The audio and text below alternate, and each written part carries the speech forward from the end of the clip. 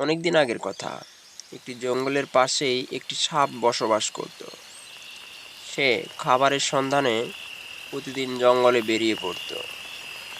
প্রতিদিনের মতো একদিন সাপটি খাবারের সন্ধানে জঙ্গলে বেরিয়ে পড়ল এবং সে ধীরে ধীরে জঙ্গলের গভীরে প্রবেশ করল। হঠাৎ করেই সাপটির সামনে একটি বাঘকে খাঁচায় বন্দি অবস্থায় দেখতে পেল এবং সে জিজ্ঞেস করল, আরে বাঘ মামা, তুমি এই জঙ্গলে খাঁচায় বন্দি কেন? কিভাবে তুমি খাঁচায় বন্দি হলে? কে তোমায় খাঁচায় বন্দি করলো বাঘ মামা? আরে সাপ আমায় খাঁচায় বন্দি করেছে এক শিকারী। সে জঙ্গলে এসেছিল, আমি তাকে আক্রমণ করেছিলাম।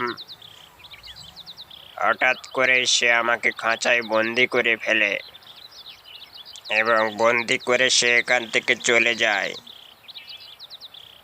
সাপ, তুমি আমাকে খাঁচা থেকে মুক্ত করো। কিন্তু বাঘ মামা, একা আমি এই খাঁচা তো ভাঙতে পারবো না। তাহলে আমি ওই পথে যাই, দেখি শিয়াল মামাকে পাই কিনা। যদি শিয়াল মামাকে পাই তাহলে শিয়াল মামাকে নিয়ে দুইজনে মিলে এই খাঁচাকে ভেঙে ফেলে তোমাকে সেখান থেকে মুক্ত করব। ঠিক আছে সাপ, যাও, তুমি শিয়ালকে ডেকে নিয়ে আসো। এরপর সাপটি শিয়ালকে খুঁজতে জঙ্গলের গভীরে প্রবেশ করল এবং একসময় শিয়ালকে খুঁজে পেল। সে শিয়ালকে বলল, আরে শিয়াল মামা, আমি তো তোমাকেই খুঁজছি। চলো, বাঘ মামাকে উদ্ধার করতে হবে, সে খাঁচায় বন্দি আছে। আমি পারবো না সাপ, তুমি যাও। আমি ওই বাঘকে খাঁচা থেকে মুক্ত করি আর ও আমাকে খেয়ে ফেলুক না। আমি পারবো না, তুমি একাই যাও। এই বলে শিয়ালটি সেখান থেকে চলে গেল।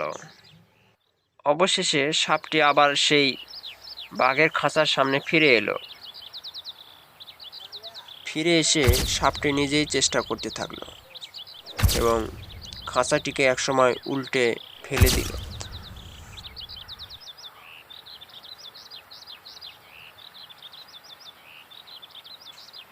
ধন্যবাদ সাপ, তোমাকে অনেক ধন্যবাদ। তোমার এই উপকারের কথা আমি কোনোদিন ভুলবো না।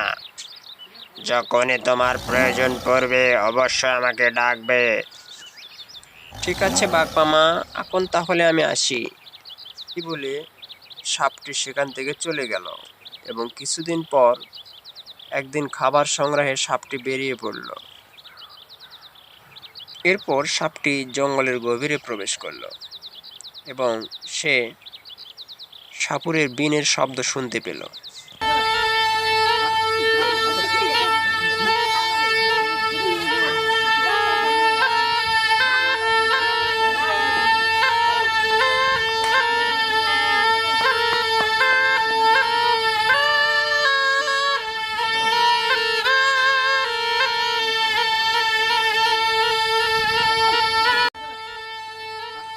বাঘ মামা, আমায় বাঁচাও বাঘ মামা। এই সাপুরের হাত থেকে বাঁশটি কেড়ে নাও, নইলে আমি মরে যাব। তুমি কোনো চিন্তা করো না, আমি এই সাপুরের ঘাড় এখনই মটকাচ্ছি।